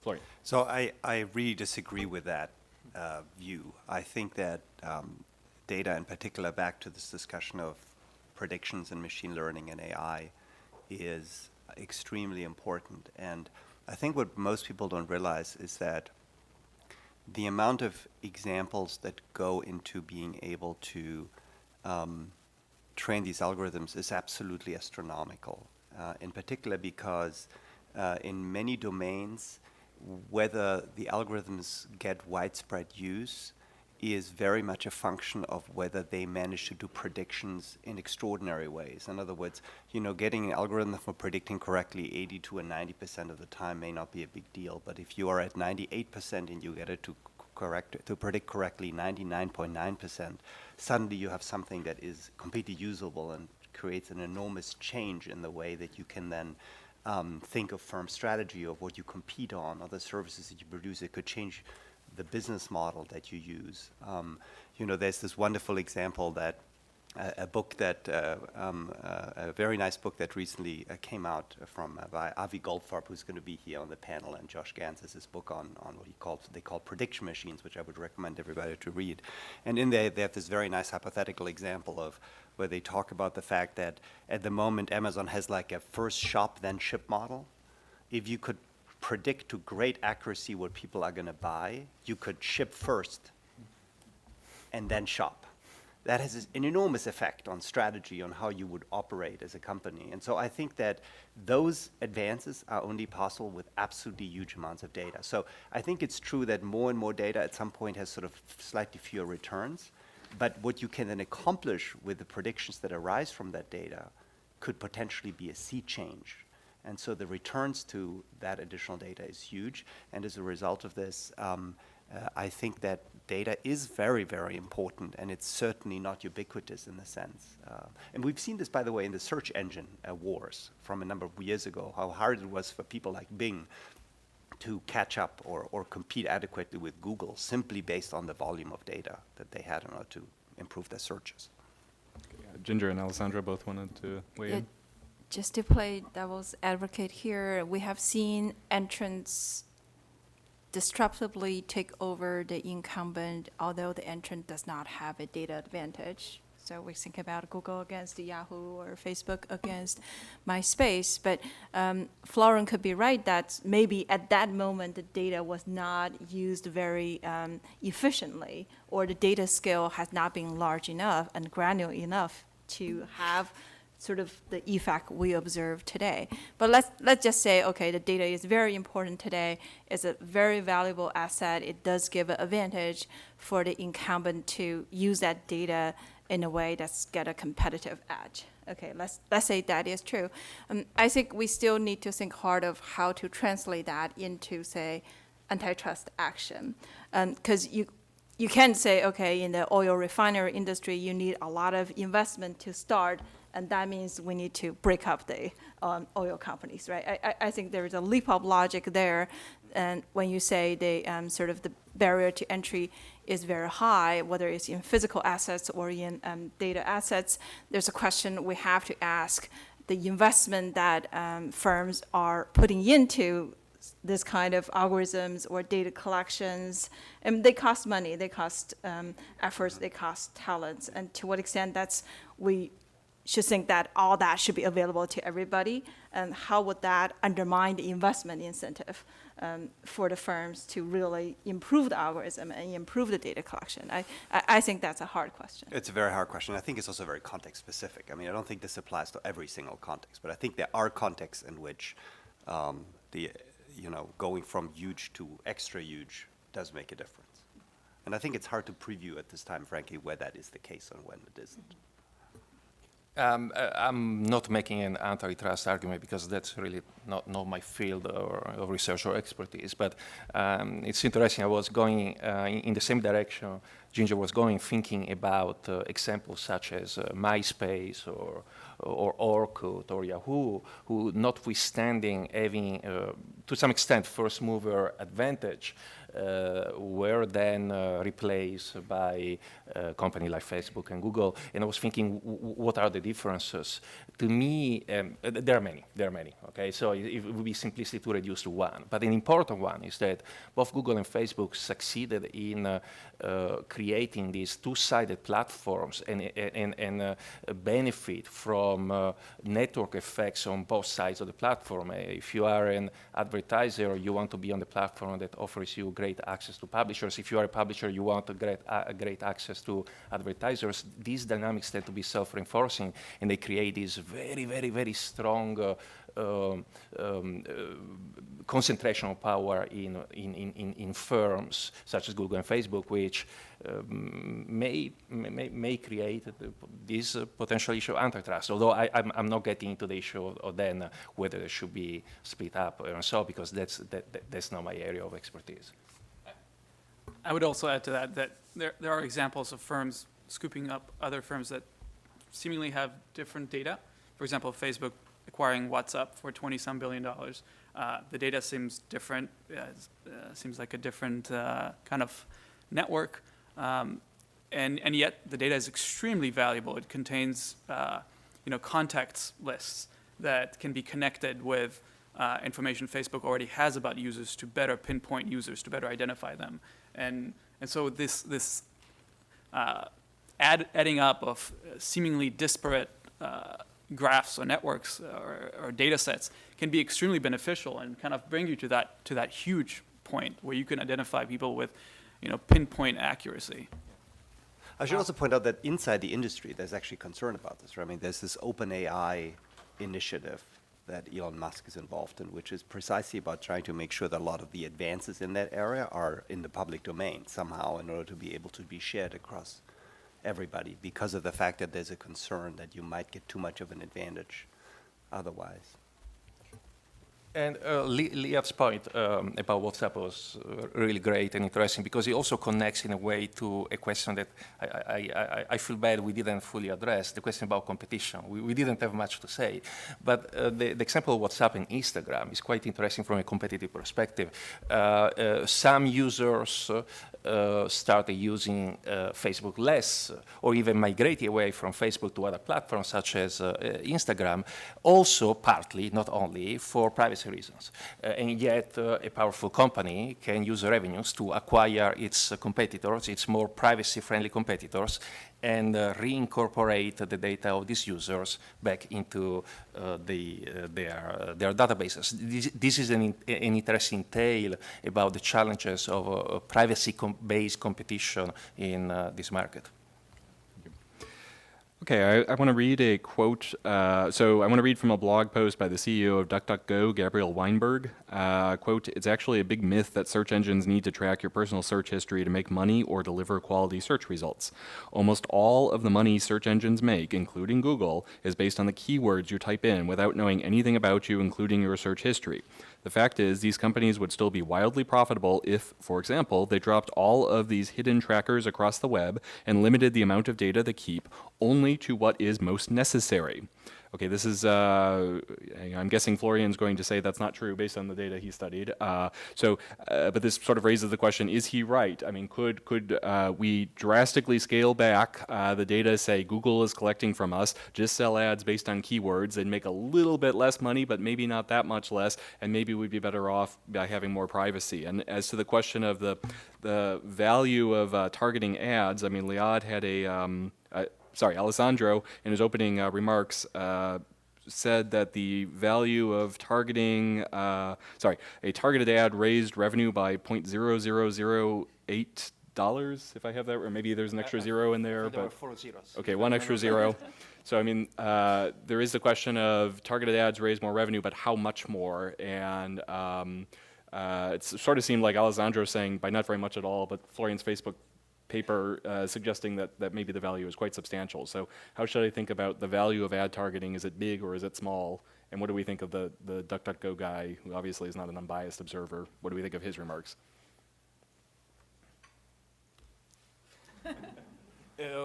I'm actually curious about what Florian will say about this. I will only comment that the results I was reporting and those found by Florian, they are not contradictory. In fact, they may be very much on the same page. We are looking at what at the end of the value chain remains in the hands of publishers, and Florian was, if I understood correctly, looking at how merchants who use certain techniques for advertising can see conversions, click-through and conversions expand in the presence of targeting. So I don't know what, I think my first approach would be to say that Google is in 2 ad businesses. One is the keyword search ads and keyword-based search ads, and the other are display ads and the display ad networks that they run. And so those are quite different from each other. And I believe that while it's true that you may only need keywords in order to place search ads, you certainly need information about users in order to participate in the ad networks and the ad and display advertising. And so I think maybe that's a little bit lost in that quote.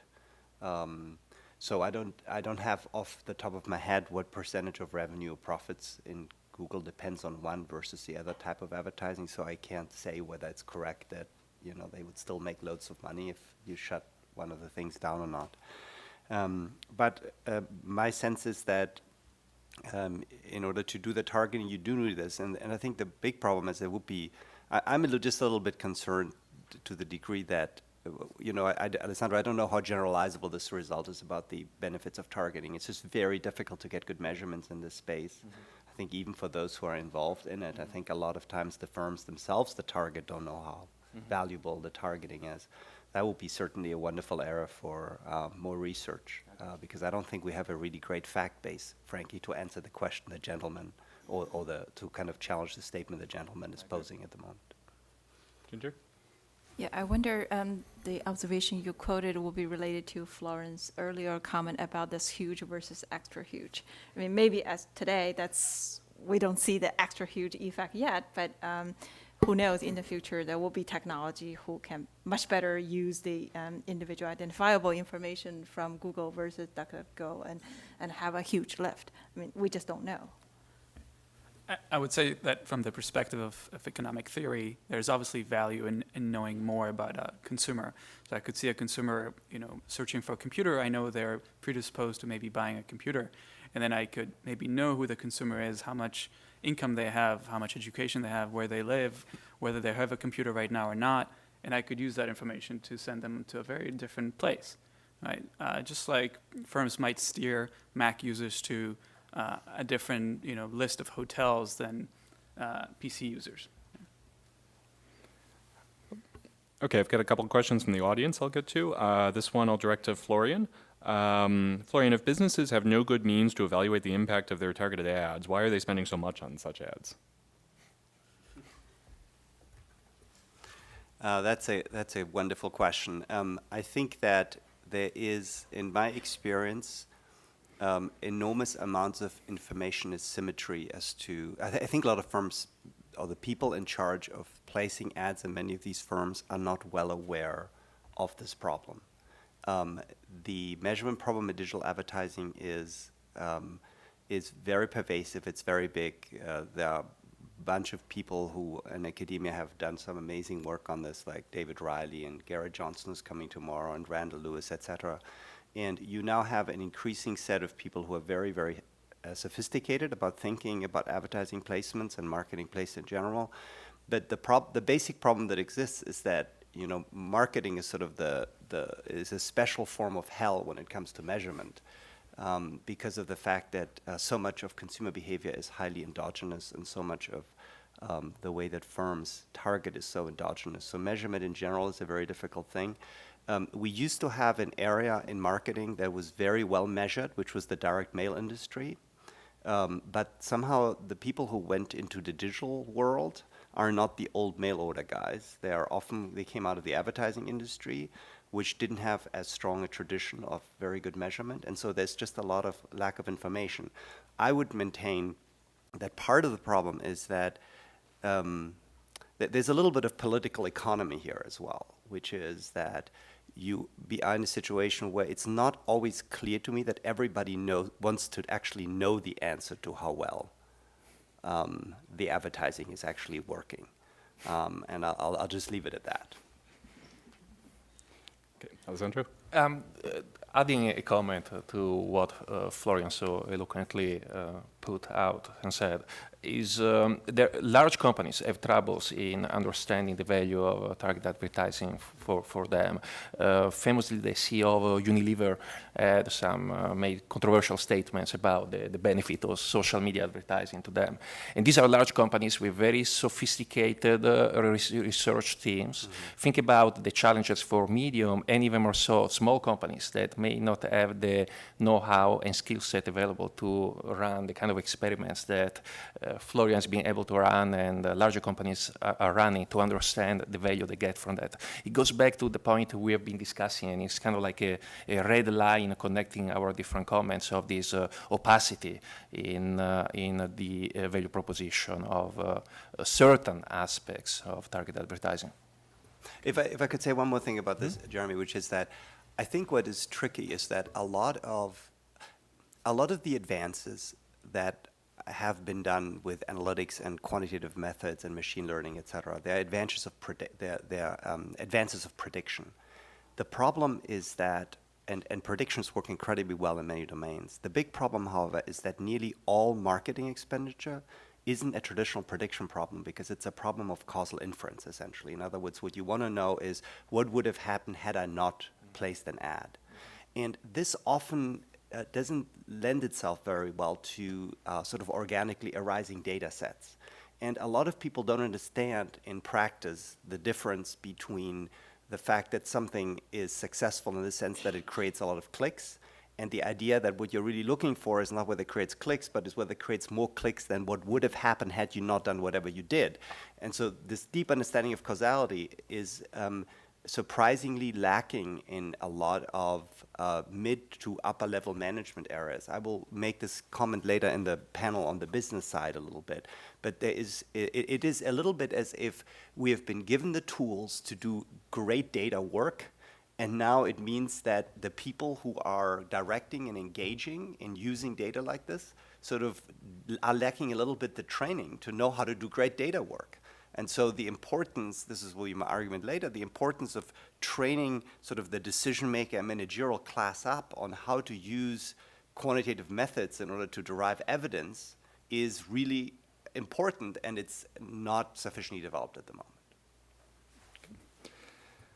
Okay, another question from the audience for Liad and all panelists. Liad, your presentation highlighted the differences in mortgage offerings in opt-in and opt-out locales. We know that there are racial disparities in mortgage offerings across the U.S. To what extent might opt-in or opt-out affect racial discriminatory offerings?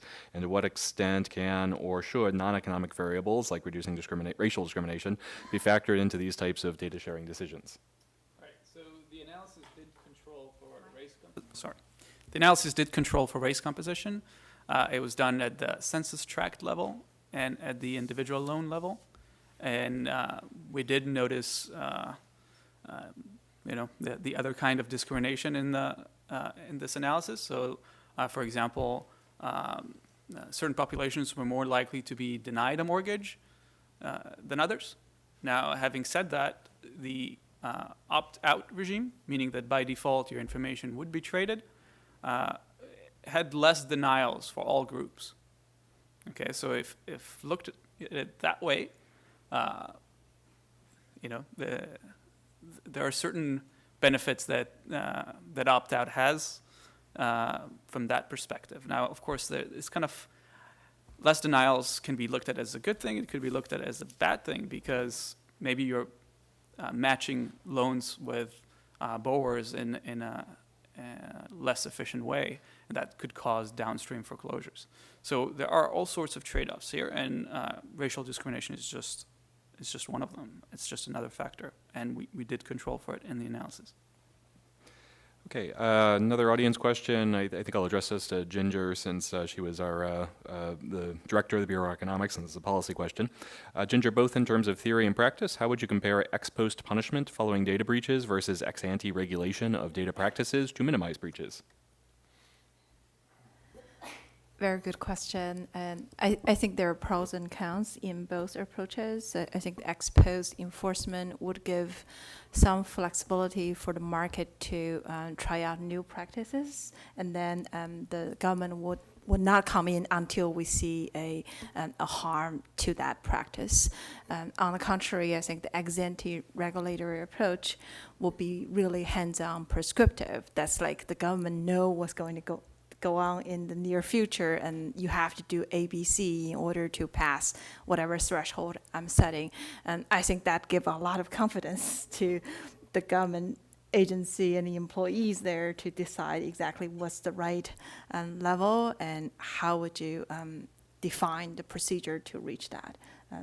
I do think that trade-off between the ex post enforcement and ex ante regulation is a very important one, and should have much wider debate among different disciplines. Okay, next question. So, if I'm an optimist about privacy and sort of big tech companies, I might say something like this. There's a lot more data being collected on me now than there used to be, but it's mostly by companies who give me a product I like for free, and the way that they exploit that data is mainly by targeting ads to me. And I don't care that much about targeted ads. They may even be a positive. I get things I'm interested in instead of random stuff. I think pessimistic scenarios would, might involve like excessive government surveillance or something like that, but there's curbs against that. If I think about big tech companies kind of gobbling up the economy, well, I think, as Ginger mentioned earlier, that companies like Friendster and MySpace and Yahoo and AOL used to be dominant, and now they're not. Upstart competitors were able to come along very quickly and with better products and push them out of the market. And so I'm not that worried about big companies like Google or Facebook, because there is competition out there, even if there is no company now as big as Google or Facebook. So That's sort of an optimistic view of tech and privacy. What does that view miss, if anything, and you know, what pushback would you like to give that view, if anything? Liad? I would say that some products can be made better with data. So, for example, if I'm on a social network and I see my friends there first, even if we're not connected yet, that could be perceived as helpful. In the era of Friendster and MySpace, I don't think data was yet used as part of the product, as part of improving the product quality. And today, it definitely is being used to improve product quality. And so entry in this environment is a little bit harder because anything an entrant makes, an incumbent can make as well, and use data to make it better. So in that sense, things have changed. Alessandro? I feel that both the optimistic and the pessimistic scenarios are both plausible. But I also feel that we, going back to something I mentioned at the start of my remarks, we really do not need to choose between the value of analytics and the protection of privacy. We do have tools that go in the direction of trying to achieve both. And once again, I'm trying to use language carefully by saying go in the direction of trying to achieve both, because when you talk about privacy-enhancing technologies, you do have to admit that they are still young, that they raise some cost every time you degrade the quality or granularity of the data. You also lower the utility of the data.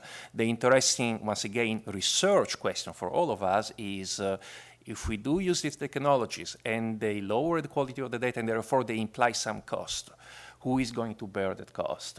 Is it the consumers through not so well-targeted offers? Is it publishers that run out of business because they cannot sell as targeted ads? Is it merchants that cannot target it as well? Is it data intermediary? Is it society as a whole? Once again, I believe that we don't have yet good answers to these questions, and this is where we should put lots of attention on. Ginger? Yeah, I think one thing is sort of really amazing in this space is kind of idiosyncrasy preference. I think this is not just say, okay, we all want a safe drug versus non-safe drug. And it's amazingly that different people may have different preferences. Some may be optimistic, some may be pessimistic, some may sort of have strong feeling about sort of not giving away my data, but other people would be exactly the opposite. I think the challenge is how can you design a framework to accommodate that kind of heterogeneity, but still kind of achieve protection for those who care about, but also innovations for those who care more about the products coming out of the data-intensive practice. Okay. This may be a factual question, and that's dangerous because you may not know the answer, but going back to the issue of competition between firms in privacy, my factual question is, do firms compete in data security? And the reason I ask that is data security is kind of objectively measurable. I can look at the hash function you're using for your passwords and tell if yours is better or worse than someone else's. It's objective, whereas privacy policies are, one, hard to quantify, hard to measure in any way, and two, if your website offers different set of services than mine does, of course our privacy policies are going to be different to some extent. So it's really fuzzy to compare my privacy policy to yours, okay? But data security, for example, how you encrypt the passwords that are stored on your server is objectively measurable. There are hashing algorithms that are better than other hashing algorithms, yet both are used in the market. And it seems to me that I've never seen firms make the claim that we have better data security. Well, okay, never is too strong a word. I don't see firms advertising that I have a better hashing function than this guy, and so you should come to my website. And so, you know, again, it's a factual question. Do firms compete in data security? Florian. I think it does exist in the B2B space, just not in the B2C space as much, right? So I think if you think about some of the cloud services like Box and Dropbox, et cetera, they definitely sell themselves as having superior security features and compete on that. I agree. There is also a potential. Evidence of some effect in the B2C market in regard to data breach disclosure laws. Sasha Romanowski, who is now around, worked with Rahul Telang and myself on a study on the relationship between data breach disclosure laws and changes in identity theft rates in the United States, across all the states. And there was indeed a small but significant decrease in identity theft. And the main vehicle did not seem to be that the disclosure allows people to actually take action, because, as we know, very few people actually take action after receiving a notification in the mail about their records being compromised. But companies, in order to avoid the significant fees associated with disclosure, ex ante investing more in security to avoid data breaches. Okay, so this is really interesting, the point about B2B versus B2C to me. I mean, in fact, when we do merger review at the agencies, we spend a lot, I would say the majority of my time since I've come here has been spent on talking to businesses as customers of merging parties, say. And so it's interesting to me that B2B customers have strong preferences for data security, but end user customers like myself might not. And does that suggest that if we think about where antitrust enforcement may need to do something different than it's doing now about data and privacy, would that suggest that it would be mergers that involve businesses as companies? We've got 1 minute left, so that's a good wrap-up question, I guess. I think there's a information problem, and similar to what we have discussed before. Maybe this is less in the B2B world. That's if I claim that my cloud has the best security in the whole world, and a business customer may, to some extent, confirm that if they have sophisticated technician and to double check that. But it was almost impossible for individual consumers to double check that. And if we sort of lack that kind of information, loop back, then the firms can all claim that we have the best security and then sort of shirk on that claim. Okay. Would anyone like to avail themselves of the remaining 31 seconds? All right, and then we will wrap up, now 27 seconds early. Please join me in thanking the panel. Great job, panel. Oh, thank you. All right, we'll now take I believe it's a 1 hour break and come back at 1 p.m.